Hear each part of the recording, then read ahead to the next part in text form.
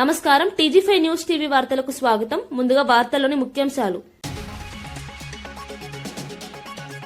గాజువాక అభివృద్ధిపై పల్లాను ప్రశంసించిన Nara Lokesh. Majority record దాటేశావంటూ పల్లాకు Lokesh శభాష్. గాజువాక అభివృద్ధి చూసి నేర్చుకోవాలన్న లోకేష్ సూచన. టీడీపీలో ఆరోగ్యకరమైన పోటీకి లోకేష్ వ్యాఖ్యలు నిదర్శనమని వ్యాఖ్య. 10 ఏళ్ల బీఆర్ఎస్ పాలనపై మెట్టు సాయికుమార్ ఫైర్. కల్వకుంట్ల రాజ్యాంగమే నడిచిందన్న తీవ్ర వ్యాఖ్యలు. ప్రజల ఆకాంక్షలను విస్మరించిన పాలనపై విమర్శ. జవాబుదారితనం లేని పాలనపై కాంగ్రెస్ నేతల ఆరోపణలు. ఫోన్ ట్యాపింగ్ కేసులో సిట్ ఎదుట సంతోష్ రావు. జూబ్లీహిల్స్ ఏసీపీ కార్యాలయంలో కీలక విచారణ. ట్యాపింగ్ కేసులో నిజాలు బయటపడతాయన్న ప్రభుత్వం. రాజకీయ కక్ష సాధింపేనంటూ ప్రతిపక్ష విమర్శలు. పవన్ కళ్యాణ్ రాజకీయ ప్రయాణంపై భూమిక చావ్లా ప్రశంసలు. నటుడు నుంచి ఉప ముఖ్యమంత్రి స్థాయికి ఎదుగుదలపై ప్రశంస. ప్రజాసేవలో పవన్ నిబద్ధత స్ఫూర్తిదాయకమన్న భూమిక వ్యాఖ్యలు సోషల్ మీడియాలో వైరల్. రాష్ట్రంలో రెడ్ బుక్ రాజ్యాంగం నడుస్తోందన్న వైసీపీ. గవర్నర్ చేత అబద్దాలు చెప్పించారన్న ఆరోపణ. ఫీజు రియంబర్స్మెంట్ బకాయిలపై తీవ్ర విమర్శ. ప్రభుత్వంపై రాజ్యాంగ ఉల్లంఘన ఆరోపణలు. మంత్రి నారా లోకేష్ తన రాజకీయ సహచరుడు పల్లా శ్రీనివాస్ పై సరదా వ్యాఖ్యలతో పాటు ప్రశంసలు కురిపించారు. 2024 ఎన్నికల్లో తానే అత్యధిక మెజార్టీ సాధిస్తానని అనుకున్నానని, కానీ ఆ రికార్డును పల్లా శ్రీనివాస్ దాటేశారని తెలిపారు. వెంటనే ఆయనకు ఫోన్ చేసి నీ మీద కోపంగా ఉన్నాను, కానీ అభినందనలు చెబుతున్నాను అని చెప్పినట్లు వెల్లడించారు. గాజువాక నియోజకవర్గాన్ని అభివృద్ధి చేస్తున్న తీరును చూసి నేర్చుకోవాలని మంగళగిరి ప్రజలకు కూడా సూచించినట్లు చెప్పారు. ఇది రాజకీయ ప్రత్యర్థిత్వం కంటే అభివృద్ధి పట్ల ఉన్న ఆరోగ్యకరమైన పోటీని చూపిస్తోందని రాజకీయ వర్గాలు వ్యాఖ్యానిస్తున్నాయి. గాజువాకలో మౌలిక వసతులు, రోడ్లు, ప్రజాసేవల మెరుగుదల ప్రజల్లో విశ్వాసాన్ని పెంచిందని లోకేష్ పేర్కొన్నారు. ఈ వ్యాఖ్యలు టీడీపీలో అంతర్గత సమన్వయానికి ఉదాహరణగా నిలిచాయి. వేదికమైన పల్లా శ్రీనివాస్ గారు అన్ని రిపోర్ట్లు ఈరోజు గాజువాక నంబర్ 1 స్థానంలో ఉంది. మొన్న కూడా మా మంగళగిరి వాళ్ళు చెప్తున్నా, గాజువాకని మనం చూసి నేర్చుకోవాలి. చూడండి రాబోయ్ ఎంత పర్ఫెక్ట్గా చేస్తున్నాడు పల్లా గారు అని. అందుకే హైయెస్ట్ మెజారిటీ మన వచ్చింది. నాకు పల్లా గారు ఎప్పుడు చూసినా కొంచెం కోపం కూడా వస్తుందండి. ఎందుకో కూడా నేను చెప్పాలి. 2024లో ఎన్నికల ఫలితాలు వస్తున్నాయి. సో నేను అనుకున్నా 50,000 వస్తుంది అనేది ఒక అంచనా. నాకు వస్తే చాలా రూపాయలు అనుకున్నా, పెరుగుతూ వెళ్ళింది. కంగారు పడ్డా, ఏమో ఇది ఎక్కడి వరకు వెళ్తుందా. ఒక దశలో నంబర్ 1 వస్తుందన్న ఫీలింగ్ వచ్చింది. బాగా ఎస్ నంబర్ 1 వస్తుందిరా అనుకుని వచ్చేవరకు. అప్పుడు మా పిఏ వచ్చి, సార్ అంత సీన్ లేదు, పల్లా గారికి నంబర్ 1 వచ్చింది రాబోయ్ అన్నాడు. నేను ఫోన్ చేసి, అన్న మీ పైన కోపం, నాకు కంగ్రాచులేషన్స్ చెప్పాలి కదా, కంగ్రాచులేషన్స్ చెప్తున్నా లేరా అన్నాడు. ఆనందం. దాని తర్వాత వెళ్ళి మనకి ఇది ఇస్తారు, గెలిచిన తర్వాత సర్టిఫికేట్ ఇస్తారు. సర్టిఫికేట్ తీసినాక వచ్చి మీడియా ముందరికి వెళ్ళే ముందర మా పిఆర్ వచ్చి 2వ స్థానం కూడా పోయింది బాస్ అన్నాడు. వామో ఇదేంట్రా పోయి అంటే, భీమిలి మిమ్మల్ని కొట్టింది, ఇప్పుడు మీరు 3వ స్థానం, ప్రెస్ చెప్పేటప్పుడు 3వ స్థానంలో ఉన్నాడు. 2వ వ్యక్తి నిరంతరం నేను తిట్టుకునేది గంటా శ్రీనివాస్ గారు. మనం నేర్చుకోవాలి. ఎక్సైజ్ కానిస్టేబుల్ హత్య ఘటనపై తెలంగాణ జాగృతి అధ్యక్షురాలు కల్వకుంట్ల కవిత తీవ్ర ఆగ్రహం వ్యక్తం చేశారు. ఒక పోలీస్ కానిస్టేబుల్ ను హత్య చేసే స్థాయికి గంజాయి మాఫియా తెగించుకుందంటే ప్రభుత్వంపై వారికి ఎలాంటి భయం లేదని స్పష్టమవుతుందన్నారు. డ్రగ్స్, గంజాయి రహిత రాష్ట్రంగా మారుస్తామని ప్రభుత్వం ఇచ్చిన హామీలు అమలు కావడం లేదని విమర్శించారు. గ్రామీణ ప్రాంతాల్లో కూడా గంజాయి, డ్రగ్స్ సులభంగా లభిస్తున్న పరిస్థితి ప్రమాదకరమని హెచ్చరించారు. ఇకనైనా ప్రభుత్వం మత్తు విడిచి డ్రగ్స్ మాఫియాపై కఠిన చర్యలు తీసుకోవాలని డిమాండ్ చేశారు. పోలీసుల ప్రాణాలకు విలువ లేకుండా పోతే సామాన్య ప్రజల భద్రత ఏమవుతుందన్న ప్రశ్నను ఆమె లేవనెత్తారు. ఈ ఘటన రాష్ట్రంలో డ్రగ్స్ నియంత్రణపై మరోసారి చర్చకు దారితీసింది. ఉన్నప్పుడు వారికి కూడా వెపన్స్ ట్రైనింగ్ ఉంటుంది, గన్స్ ఉంటాయి. కొద్దిగా ఎక్సైజ్ వాళ్ళ దగ్గర ఆయుధాలు ఉంటే ఈ డ్రగ్స్ మాఫియా అయినా గంజాయి మాఫియా అయినా వీళ్ళు భయపడేటటువంటి ఆస్కారం ఉంటుంది. నేను డిమాండ్ చేస్తూ ఉన్నాను తెలంగాణ జాగృతి పక్షాన, ఎక్సైజ్ వారికి అట్లానే ఫారెస్ట్ వారికి వెపన్స్ మళ్ళీ ఇవ్వాలి. వారికి ట్రైనింగ్లోనే వారికి శిక్షణ ఇస్తారు, కానీ వారి దగ్గర వెపన్స్ లేకపోవడంతో ఈ స్మగ్లర్లకు, డ్రగ్స్ పెడ్లర్లకు అరాచకాలు ఎక్కువైనాయి. కాబట్టి వెపన్స్ ఇవ్వాలని చెప్పి నేను డిమాండ్ చేస్తున్నాను. మరి తెలంగాణ జాగృతి నాయకులకు, కార్యకర్తలకు మేము పిలుపునిస్తూ ఉన్నాం. ఎక్కడికక్కడ గ్రామాలలో, జిల్లాలలో కూడా డ్రగ్స్ మహమ్మారి పెరిగిపోతూ ఉంది. కాబట్టి మీరు చాలా షార్ప్గా ఉండండి. మరి పోలీసు వాళ్ళకి ఎక్కడికక్కడ సమాచారం అందించండి. దయచేసి యువతలో మంచి దృక్పథాన్ని పెంపొందించే ప్రయత్నం మనం చేద్దామని సందర్భంగా తెలియజేస్తా ఉన్నాను. Thank you. జై తెలంగాణ. కండిషన్ క్రిటికల్గా ఉంది. కుటుంబ సభ్యులనైతే నిజామాబాద్ మేము మళ్ళీ ఒకసారి కూడా వారిని ఆదుకుంటాం, జాగృతి తరఫున అండగా నిలబడతామని చెప్పాం. ప్రభుత్వము డిపార్ట్మెంట్ వైద్యం అందిస్తూ ఉన్నారు. కానీ అసలు ఒక గంజాయి స్మగ్లింగ్ చేసే ముఠాకి మేము ఎక్సైజ్ కానిస్టేబుల్ ఢీ కొట్టొచ్చు అనే ధైర్యం వచ్చింది అంటేనే యాటిట్యూడ్ చాలా మారిపోయినట్టు అర్థం, విచ్చలవిడితనం పెరిగిపోయిందని అర్థం. దాన్ని ఖచ్చితంగా తగ్గించాలి, లేకపోతే సమాజంలో అందరికీ కూడా నష్టం జరిగే పరిస్థితి. 10 ఏళ్ల బీఆర్ఎస్ పాలనలో ప్రజల ఆకాంక్షలకు ప్రాధాన్యం ఇవ్వలేదని ఫిషరీస్ కార్పొరేషన్ ప్రతినిధి మెట్టి సాయి కుమార్ విమర్శించారు. ప్రజాస్వామ్య విలువలను పక్కన పెట్టి రాజ్యాంగ స్ఫూర్తికి విరుద్ధంగా పాలన సాగిందని ఆరోపించారు. ప్రజలపై సొంత నిర్ణయాలను రుద్ది కల్వకుంట్ల రాజ్యాంగం మాత్రమే అమలు చేశారని వ్యాఖ్యానించారు. పారదర్శకత లేని పాలన వల్ల తెలంగాణ భవిష్యత్తు ప్రశ్నార్థకంగా మారిందన్నారు. అలాంటి పాలన చేసిన వారు ఇప్పుడు నీతులు చెప్పడం హాస్యాస్పదమని ఎద్దేవా చేశారు. ప్రజలకు జవాబుదారీతనం లేకుండా పాలన సాగిందని, సంక్షేమ పథకాల్లో కూడా లోపాలు చోటు చేసుకున్నాయని చెప్పారు. ఈ వ్యాఖ్యలు బీఆర్ఎస్ పాలనపై కాంగ్రెస్ నుంచి వస్తున్న విమర్శలకు మరింత బలం చేకూర్చాయి. 10 సంవత్సరాలు తెలంగాణ రాష్ట్రంలో కల్వకుంట్ల రాజ్యాంగాన్ని తీసుకొచ్చి అమలు పరిచింది మీరు కాదా? కల్వకుంట్ల కుటుంబం 2014 నుంచి 2020 వరకు తెలంగాణ రాష్ట్రంలో వాళ్ళ రాజ్యాంగాన్ని రచించి వాళ్ళ రాజ్యాంగాన్ని అమలు పరిచిన దినాలు మర్చిపోతే ఎట్లా? కల్వకుంట్ల తారక రామారావు గారు మర్చిపోతే ఎట్లా? ఇంకా రాజ్యాంగాన్ని పట్టుకున్నారు. రాజ్యాంగాన్ని, రాజ్యాంగ విలువలని, రాజ్యాంగబద్ధమైన నైతిక విలువలని ఎప్పుడైనా మీరు అమలు పరిచారా? ఎప్పుడైనా మీరు ఆలోచించారా? తగుదునమ్మా అంటూ రాజ్యాంగాన్ని కాపాడాలి అని చెప్పి నిన్న బీఆర్ఎస్ పార్టీ భవన్లో నాటకాలు ఆడుతూ ఉన్నారు. ఆడండి. రాజ్యాంగాన్ని, రాజ్యాంగ విలువలని మంట కల్పిందే తెలంగాణ రాష్ట్రంలో బీఆర్ఎస్ పార్టీ అని మర్చిపోతే ఎట్లా? దుర్మార్గమైన రాజకీయం చేసినప్పుడు బీఆర్ఎస్ పార్టీ 10 ఏళ్ళు దుర్మార్గమైన రాజకీయం చేసినారు. మేము వారి అరాచకంలో ఇసుమంతైనా చేస్తున్నామా? మీరు కూడా చూడొచ్చు. ఇసుమంతైనా గత 10 సంవత్సరాల్లో బీఆర్ఎస్ పార్టీ చేసిన అరాచకాలు అన్ని కాదు. ఇందిరా చౌక్ చేశారు, ధర్నా చౌక్ దగ్గర, అది బీఆర్ఎస్ పార్టీకి చేసింది కదా. రైతు కూల సంకల్ వేసినారు, అది బీఆర్ఎస్ పార్టీ హయాంలో కదా. రాజకీయ విలువలు, రాజ్యాంగబద్ధ. ఫోన్ ట్యాపింగ్ కేసులో కీలక పరిణామంగా బీఆర్ఎస్ నేత మాజీ రాజ్యసభ సభ్యుడు సంతోష్ రావు సిట్ విచారణకు హాజరయ్యారు. జూబ్లీహిల్స్ ఏసీపీ కార్యాలయంలో ఆయన్ను అధికారులు ప్రశ్నించనున్నారు. ఈ కేసు రాష్ట్ర రాజకీయాల్లో తీవ్ర దుమారం రేపిన నేపథ్యంలో సంతోష్ రావు విచారణకు రావడం ప్రాధాన్యం సంతరించుకుంది. ఫోన్ ట్యాపింగ్ వ్యవహారంలో ఆయన పాత్రపై ఇప్పటికే పలువురు నేతలు ఆరోపణలు చేస్తున్నారు. విచారణలో సాంకేతిక అంశాలు, నిర్ణయ ప్రక్రియలపై ప్రశ్నలు సంధించనున్నట్లు సమాచారం. ఈ కేసు ద్వారా నిజాలు వెలుగులోకి వస్తాయని ప్రభుత్వం చెబుతుండగా ప్రతిపక్షం రాజకీయ కక్ష సాధింపుగా అభివర్ణిస్తోంది. సంతోష్ రావు విచారణ ఫలితాలు తెలంగాణ రాజకీయాల్లో కీలక మలుపు తిప్పే అవకాశం ఉంది.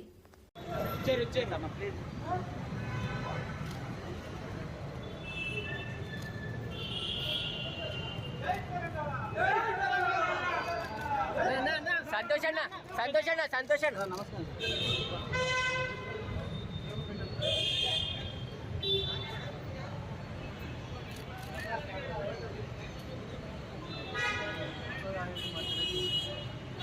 మాజీ ఎమ్మెల్యే కేతిరెడ్డి వెంకట్రామిరెడ్డి తనపై వచ్చిన ఆరోపణలకు రుజువులు చూపాలని సవాల్ విసిరారు. అధికారంలో ఉన్నప్పుడు ప్రతిరోజు ప్రజల మధ్య ఉన్నానని, ఏదైనా అవినీతి చేసి ఉంటే ప్రజలే ప్రశ్నించేవారని అన్నారు. ఇప్పుడు తనపై ఆరోపణలు చేస్తున్న వారు ఆధారాలు చూపించాలని డిమాండ్ చేశారు. కూటమి ఎమ్మెల్యేలు ఎవరైనా సరే సూపర్ 6 మేనిఫెస్టోతో ప్రజల ముందుకు వెళ్లే ధైర్యం ఉందా అని ప్రశ్నించారు. ప్రజల సమస్యలపై నేరుగా చర్చించకుండా రాజకీయ ఆరోపణలకే పరిమితం అవుతున్నారని విమర్శించారు. ప్రజలే నిజమైన న్యాయస్థానమని, వారి మద్దతే తన బలమని చెప్పారు.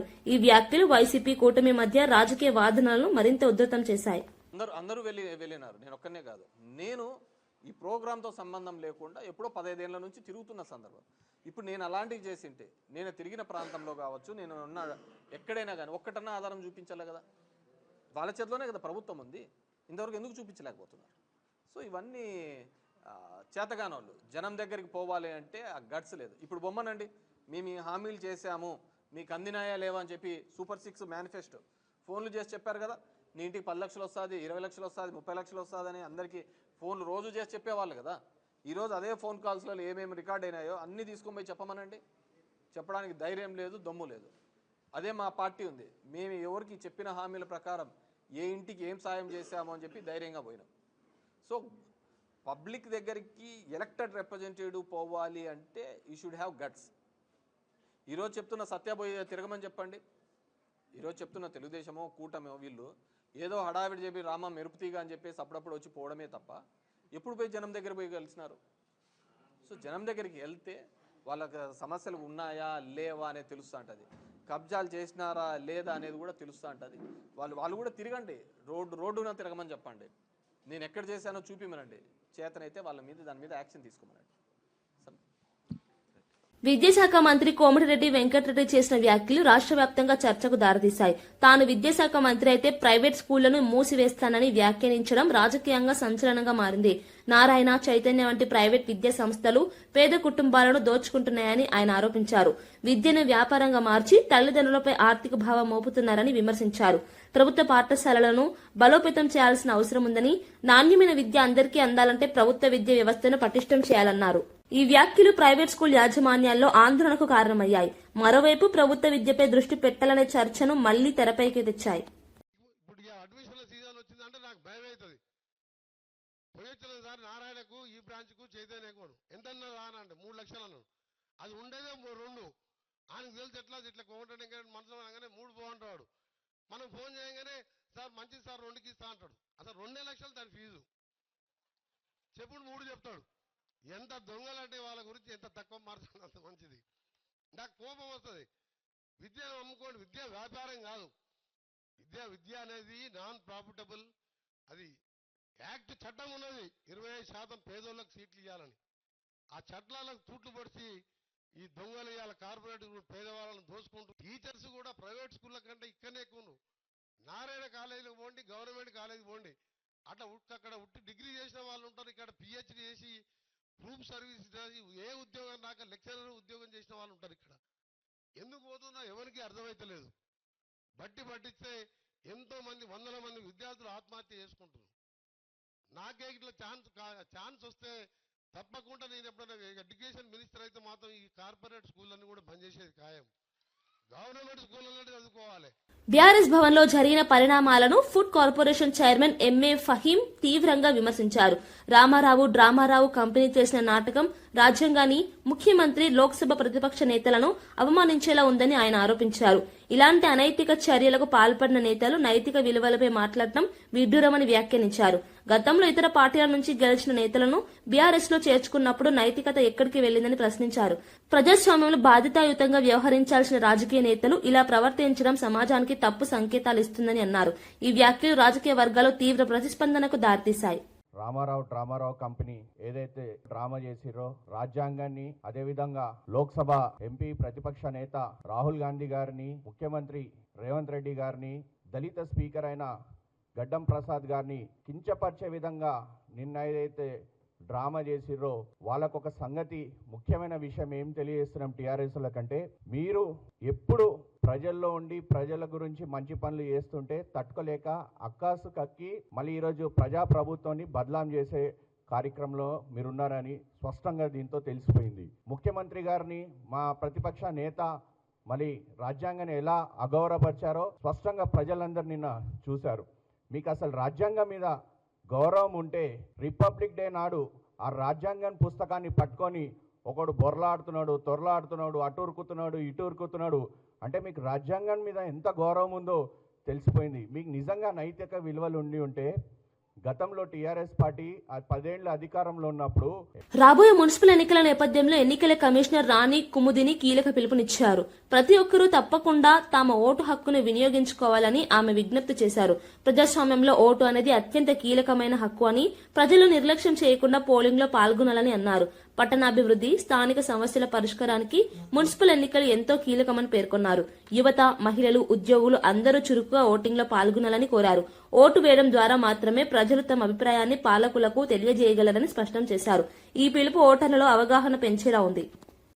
ఈ సెకండ్ ఆర్డినరీ ఎలక్షన్స్ 116 మున్సిపాలిటీస్కి, అలాగే 7 మున్సిపల్ కార్పొరేషన్స్కి, టర్మ్ ముగిసిపోయినటువంటి వాటికి, అలాగే కొత్తగా ఫార్మేషన్ అయినటువంటి వాటికి ఈ ఎలక్షన్స్ అనౌన్స్ చేయబడుతూ ఉన్నాయి. మీ ద్వారా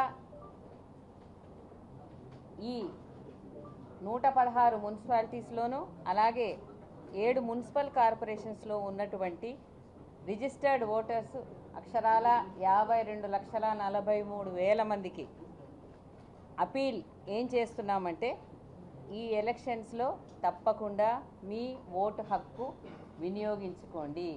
ప్రతి ఒక్కరూ తప్పకుండా వచ్చి ఓటు వేయండి. ఇది కమిషన్ ద్వారా మా అపీలు మీ ద్వారా అందరికీ తెలియజేసుకుంటున్నాం. We have a look at the schedule, please. So coming in English, today we are announcing the elections for 116 municipalities and 7 municipal corporations. The registered voters are 52.43 lakhs. We appeal to the voters to definitely come and vote on the poll day. ప్రస్తుతం రాష్ట్రంలో అంబేద్కర్ రాజ్యాంగం కాకుండా red book రాజ్యాంగం నడుస్తోందని YCP అధికార ప్రతినిధి కారుమూరు వెంకటరెడ్డి తీవ్ర విమర్శలు చేశారు. గణతంత్ర దినోత్సవం రోజు కూడా గవర్నర్ చేత అబద్దాలు చెప్పించారని ఆరోపించారు. రాయలసీమ లిఫ్ట్ ఇరిగేషన్ ప్రాజెక్టును నిలిపివేసి ప్రైవేటీకరణకు ప్రభుత్వం ప్రయత్నిస్తుందన్నారు. అధికారంలోకి వచ్చిన తర్వాత ఫీజు రియంబర్స్మెంట్ బకాయిలు చెల్లించలేదని, విద్యార్థులను మోసం చేశారని విమర్శించారు. వైద్యులు, ఇంజనీర్లు నియమిస్తున్నామని చెప్పడం కూడా అబద్దమేనన్నారు. ఈ వ్యాఖ్యలు ప్రభుత్వంపై తీవ్ర రాజకీయ విమర్శలుగా మారాయి. వ్యవస్థకు ఉన్నటువంటి దాన్ని కూడా చెరిపేసేటటువంటి పరిస్థితి కాక ఏంటి అమరావతి గడ్డపై నిల్చొని మాట్లాడటం గర్వకారణంగా ఉందంట. తప్పులేదు. రైతు కుమార్తె ఇంజనీర్ అయ్యేలా అవకాశాలు కల్పిస్తున్నారంట. రైతు కుమార్తె ఇంజనీర్ అయ్యేలా అవకాశం కల్పిస్తున్నారా? అది కల్పించింది రాజశేఖర రెడ్డి గారు, జగన్మోహన్ రెడ్డి గారు కదా. ఎందుకంటే పూర్తి ఫీజు రియంబర్స్మెంట్ ఇచ్చి జగన్మోహన్ రెడ్డి గారు వాళ్ళందరినీ చదివిస్తే ఈ రోజు నువ్వు అధికారంలోకి వచ్చినటువంటి 20 నెలల్లో ఒక్క ఫీజు రియంబర్స్మెంట్ బకాయి ఇవ్వాల. ఒక్కటంటే ఒక్క రూపాయి ఫీజు రియంబర్స్మెంట్ కి నిధులు ఇవ్వకపోగా మళ్ళీ ఇంజనీర్లు చేస్తున్నాం, డాక్టర్లు చేస్తున్నాం అని చెప్పి అబద్దాలు పడితే అలా. పేదరికం లేని సమాజం అంట. పేదరికం శాతం పెరిగింది చంద్రబాబు నాయుడు గారు అధికారంలోకి వచ్చిన ఈ 20 నెలల్లో అని చెప్పి గణాంకాలు చెప్తా ఉన్నాయి. ఉపాధి నైపుణ్యం అంట. 5 ఏళ్లలో 20 లక్షల ఉద్యోగాలు కల్పిస్తారంట. మొన్నే కదా డిసెంబర్ 15, 2025 రాజ్యసభలో కేంద్ర ప్రభుత్వం వెల్లడించినటువంటి వివరాల ప్రకారం అత్యధిక నిరుద్యోగం ఉన్నటువంటి రాష్ట్రం భారతదేశంలో ఆంధ్రప్రదేశ్. నిరుద్యోగం పక్క పెరిగిపోతా ఉంటే నువ్వేం ఉపాధి కల్పిస్తున్నావు, నైపుణ్యాలు కల్పిస్తున్నావు అని చెప్పి మాట్లాడితే ఎలా? పోలవరం ప్రాజెక్టు వేగంగా ముందుకు సాగుతుందంట. 2027 డిసెంబర్ నాటికి ప్రాజెక్టు పూర్తి అయిద్దంట. ఏ విధంగా పూర్తి అవుతుంది? పోలవరం బ్యారేజీ పూర్తి అయిద్దా? పోలవరం ప్రాజెక్టు పూర్తి అయిద్దా? పోలవరం అనేది 45 మీటర్ల ఎత్తులో నిర్మించాలి. దానికి 55,000 కోట్ల వ్యయం అవుతుంది. మీరు లేదు మొదటి దశ వరకు మాకు డబ్బులు చాలని చెప్పి 30,000 కోట్లకు ఆమోదం తెలుపుకొని వచ్చారు. మొదటి దశ పోలవరం పూర్తయితే ఇంకా రెండో దశ పూర్తి కాకుండా ఉంటే పోలవరం ఏ విధంగా ఉపయోగపడుతుంది? అప్పుడు పోలవరం ప్రాజెక్ట్ అనేది పూర్తి స్థాయి నీటి మట్టం ఉంటే అది బహుళార్థ సాధక ప్రాజెక్ట్ గా ఉంటది. లేదు మీరు 41 మీటర్ల వరకే మేము నీటిని నింపుతాము, మాకు అంతకంటే అవసరం లేదంటే అది పోలవరం ప్రాజెక్ట్ అవ్వదు కదా. చిన్న నార్మల్ ప్రకాశం బ్యారేజ్ లాంటి బ్యారేజ్ అవుతుంది తప్ప. సో ఇవన్నీ పచ్చి అబద్దాలు ఆడుతా. నిన్న కూడా గవర్నర్ గారి చేత అబద్దాలు చదివించి గణతంత్ర దినోత్సవం రోజు కూడా అబద్దాలను మాట్లాడినటువంటి పరిస్థితి స్పష్టంగా కనపడింది. ఏబిఎన్ యాంకర్ వెంకటకృష్ణ వ్యవహారంపై బీఆర్ఎస్ ఎమ్మెల్సీ తక్కిలపల్లి రవీందర్రావు తీవ్ర అసహనం వ్యక్తం చేశారు. ఒక ఎమ్మెల్సీని అతిథిగా పిలిచి get out of my debate అని అవమానించడం బాధాకరమన్నారు. వేల డిబేట్లలో పాల్గొన్న తనకు ఇలాంటి అవమానం జరగడం ఇదే తొలిసారి అని చెప్పారు. తెలంగాణ ఉద్యమంలో పోరాడిన తనపై ఇలా ప్రవర్తించడం అహంకారానికి నిదర్శనమన్నారు. ఈ అంశంపై శాసనమండలి చైర్మన్ కు ఫిర్యాదు చేసి విచారణ జరిపించాలని కోరినట్లు తెలిపారు. మీడియా ప్రతినిధులు కూడా బాధ్యతాయుతంగా వ్యవహరించాలని ఆయన సూచించారు. నేనున్న స్థానం మీ అతిథిని కదా. అతిథి పట్ల ఈ రకంగా వ్యవహరించడం అనేది దుర్మార్గం కదా. చట్టసభలో కొంతమంది లక్షలాది మంది ప్రజల యొక్క ప్రతినిధుల ద్వారా ఎన్నిక కాబడిన నా స్థాయిని కూడా ఈ రకంగా దిగజార్చడం సరి అయిందేనా అనే దానిపైన మనసు వికలమై బాధపడుతున్న సందర్భంలో యావత్ తెలంగాణ ప్రజలు, యావత్ ప్రపంచంలో ఉన్న తెలంగాణ బిడ్డలు స్పందించిన తీరుకు నేను కృతజ్ఞత తెలియజేస్తున్నా. ఒక్క తాటిపైకి వచ్చారు. ఏకఖండంగా ఈ రకంగా వ్యవహరించిన తీరుని ఖండించారు. మా పార్టీ ఈ ఛానల్ని నిషేధించారు. మా పార్టీ కార్యక్రమంలో ఎక్కడ పాల్గొనడానికి అవకాశం లేదని మా పార్టీ అధ్యక్షుడు కేసీఆర్ గారికి, వర్కింగ్ ప్రెసిడెంట్ కేటీఆర్ గారికి, యావత్ మా పార్టీ నాయకత్వానికి నేను కృతజ్ఞత తెలియజేస్తున్నా. ఈరోజు ఒక చట్టసభలోని సభ్యుడికి జరిగిన అవమానాన్ని సరైంది కాదు, ఇది చట్టసభకి అగౌరవం, సభ్యులకి అగౌరవం అని మా సభ్యులు, మా మసూనాచారి గారు, మా విప్పు గారు దేశపతి గారు, మా డిప్యూటీ లీడర్స్ రమణ గారు, పోచంపల్లి శ్రీనివాసరెడ్డి గారు, శాసన మండలి సభ్యులు నవీన్ రెడ్డి గారు, ఇతర మా సభ్యులందరూ ఎట్టి పరిస్థితుల్లో ఇది సభానాయకుడికి తెలియజేయాలి, మా చైర్మన్ గారికి తెలియజేయాలి, కంప్లైంట్ ఇవ్వాలి, విచారణ జరిపించాలి. భవిష్యత్తులో ఈ రకంగా వ్యవహరించే అమర్యాదకరమైనటువంటి ఛానల్స్ పైన చట్టబద్దమైన చర్యలు చేపట్టారు. సంగారెడ్డి జిల్లా పటాన్చెరు నియోజకవర్గంలోని ఇస్నాపూర్ గ్రామానికి చెందిన శివానంద్ అనే 17 ఏళ్ల బాలుడు గుండె సంబంధిత వ్యాధితో బాధపడుతుండగా అతని తల్లిదండ్రులు తెలంగాణ జాగృతి అధ్యక్షురాలు కల్వకుంట్ల కవితను ఆశ్రయించారు. వారి అభ్యర్థనకు స్పందించిన కవిత నిమ్స్ ఆసుపత్రిలో శివానంద్ కు శస్త్రచికిత్స చేయించేందుకు చొరవ తీసుకున్నారు. 2025 డిసెంబర్ 17న ఆపరేషన్ విజయవంతంగా పూర్తవగా ప్రస్తుతం బాలుడు పూర్తిగా కోలుకుంటున్నాడు. ఈ నేపథ్యంలో శివానంద్ తన తల్లిదండ్రులతో కలిసి బంజారాహిల్స్ లోని తెలంగాణ జాగృతి కార్యాలయంలో కవితను కలిశాడు. బాలుడిని ఆప్యాయంగా పరామర్శించిన కవిత ధైర్యంగా ఉండాలని, చదువుపై దృష్టి పెట్టాలని సూచించారు. అవసరమైన సహాయం ఎప్పటికీ అందిస్తామని భరోసా ఇచ్చారు. ఈ సంఘటన ప్రజాప్రతినిధుల మానవీయ కోణాన్ని ప్రతిబింబిస్తోందని స్థానికులు అభినందిస్తున్నారు.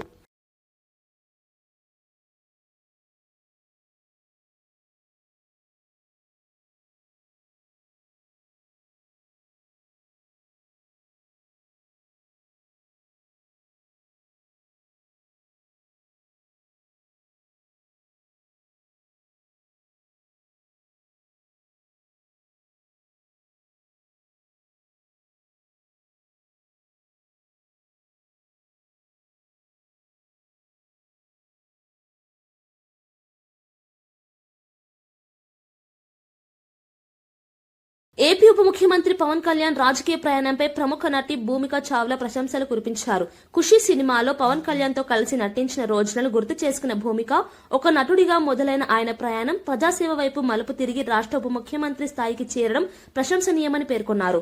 ప్రజల సమస్యలపై స్పందించే తత్వం, రాజకీయాల్లో ఆయన చూపుతున్న నిబద్దత ఎంతో మందికి స్ఫూర్తిగా నిలుస్తుందన్నారు. పవన్ కళ్యాణ్ కు భగవంతుడు ఆశీస్సులు ఎల్లప్పుడూ ఉండాలని ఆకాంక్షించారు. సినిమా రంగం నుంచి రాజకీయాల వరకు పవన్ కళ్యాణ్ సాధించిన ఎదుగుదలపై ఈ వ్యాఖ్యలు సోషల్ మీడియాలో వైరల్ అవుతున్నాయి.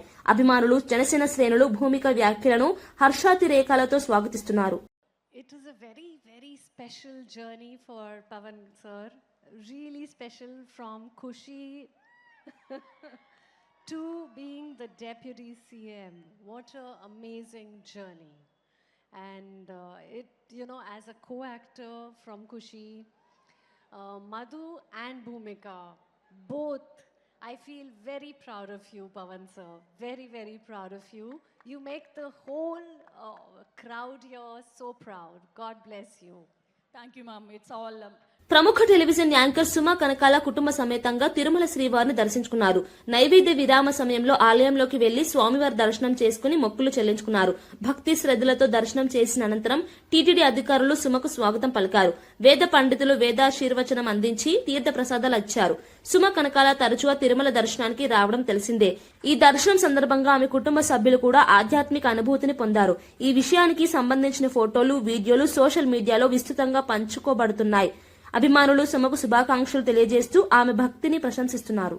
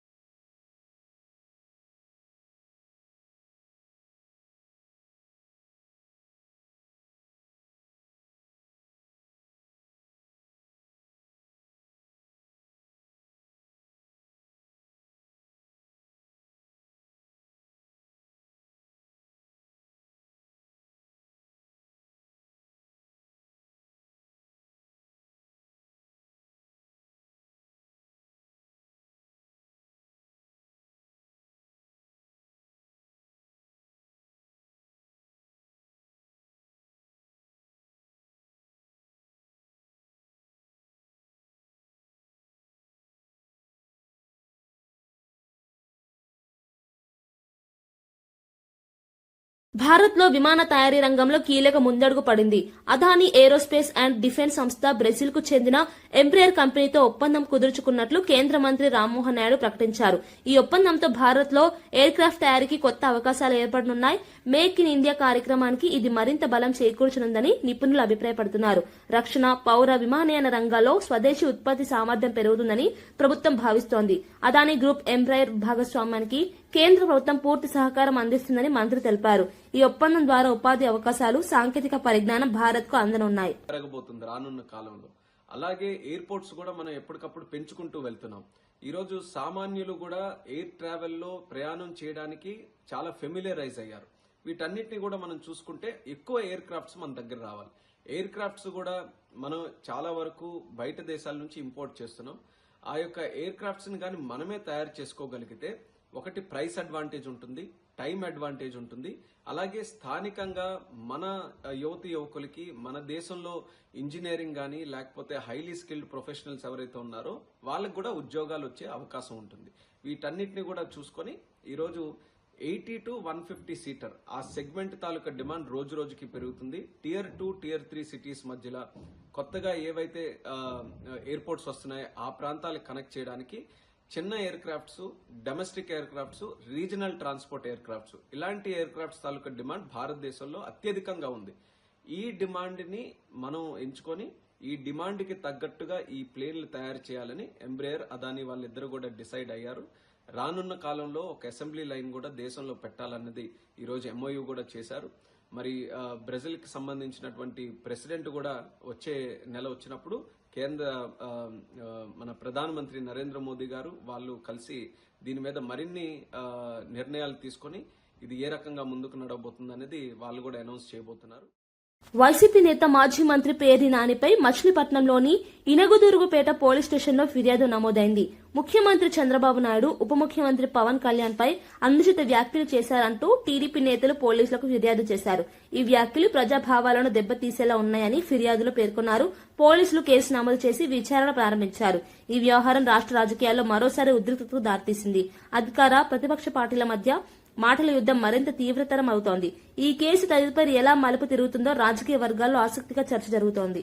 పలు దఫాలుగా ఆయన చేస్తూ వచ్చారు. ఇంకా మేము భరించలేక మా కార్యకర్తలను కూడా తీవ్ర మనోవేదన గురయ్యి వాళ్ళ పోలీస్ స్టేషన్కి వచ్చి గౌరవ CA గారికి మేము ఫిర్యాదు చేయడం జరిగింది. ఈ రకంగా రెచ్చగొట్టే వాక్యాలు మాట్లాడుతుంటాడు ఎక్కడ పడితే అక్కడ తెలుగుదేశం కార్యకర్తలు ఎవరైనా తిరుగుబాటు చేశారు వెంటనే మనకు సానుభూతి వస్తుంది కదా. అది ఒక కార్యకర్త నా మీద దాడి చేశారని చెప్పేసి అనిపిస్తుంది. ఆయన రెచ్చగొట్టే వాక్యాలు ఏ రకంగా మాట్లాడుతున్నాడో, ఆయన మాట్లాడే మాటలో జనాల్లో విద్వేషానికి గురి చేసే విధంగా ఉంది. మేముగా సమన్వయం పాటిస్తున్నాం. అందుకనే ఎనగదూరు పోలీస్ స్టేషన్ వచ్చి కంప్లైంట్ ఇచ్చి ఆయన మీద చర్య తీసుకోవాల్సిందిగా మేము చేస్తున్నాం. మొన్న గతంలో కూడా రప్ప అని చెప్పి నోటు వచ్చినట్టు మాట్లాడారు, అయినా మానుకోలేదు. ఈసారి కనుక ఖచ్చితంగా వల్గర్ గా మాట్లాడితే తగిన చర్యలు పోలీస్ డిపార్ట్మెంట్ చేయకపోతే ఖచ్చితంగా మేమే నిర్ణయం తీసుకునే పరిస్థితి అయితే వస్తుందని ఈ సందర్భంగా తెలియజేస్తాం. వార్తలు ముగించే ముందు ముఖ్యాంశాలు మరోసారి. గాజువాక అభివృద్ధిపై పల్లాను ప్రశంసించిన నారా లోకేష్. మెజార్టీ రికార్డు దాటేశావంటూ పల్లాకు లోకేష్ శభాష్. గాజువాక అభివృద్ధి చూసి నేర్చుకోవాలన్న లోకేష్ సూచన. టీడీపీలో ఆరోగ్యకరమైన పోటీకి లోకేష్ వ్యాఖ్యలు నిదర్శనమని వ్యాఖ్య. 10 ఏళ్ల బీఆర్ఎస్ పాలనపై మెట్టు సాయికుమార్ ఫైర్. కల్వకుంట్ల రాజ్యాంగమే నడిచిందన్న తీవ్ర వ్యాఖ్యలు. ప్రజల ఆకాంక్షలను విస్మరించిన పాలనపై విమర్శ. జవాబుదారితనం లేని పాలనపై కాంగ్రెస్ నేతల ఆరోపణలు. ఫోన్ ట్యాపింగ్ కేసులో సిట్ ఎదుట సంతోష్ రావు. జూబ్లీహిల్స్ ఏసీపీ కార్యాలయంలో కీలక విచారణ. ట్యాపింగ్ కేసులో నిజాలు బయటపడతాయన్న ప్రభుత్వం. రాజకీయ కక్ష సాధింపేనంటూ ప్రతిపక్ష విమర్శలు. పవన్ కళ్యాణ్ రాజకీయ ప్రయాణంపై భూమిక చావ్లా ప్రశంసలు. నటుడి నుంచి ఉప ముఖ్యమంత్రి స్థాయికి ఎదుగుదలపై ప్రశంస. ప్రజాసేవలో పవన్ నిబద్ధత స్ఫూర్తిదాయకమన్న భూమిక వ్యాఖ్యలు సోషల్ మీడియాలో వైరల్. రాష్ట్రంలో రెడ్ బుక్ రాజ్యాంగం నడుస్తోందన్న వైసీపీ. గవర్నర్ చేత అబద్దాలు చెప్పించారన్న ఆరోపణ. ఫీజు రియంబర్స్మెంట్ బకాయిలపై తీవ్ర విమర్శ. ప్రభుత్వంపై రాజ్యాంగ ఉల్లంఘన ఆరోపణలు. ఇవి ఈనాటి వార్తా విశేషాలు. మరో బులెటిన్లో మళ్ళీ కలుద్దాం. నమస్కారం.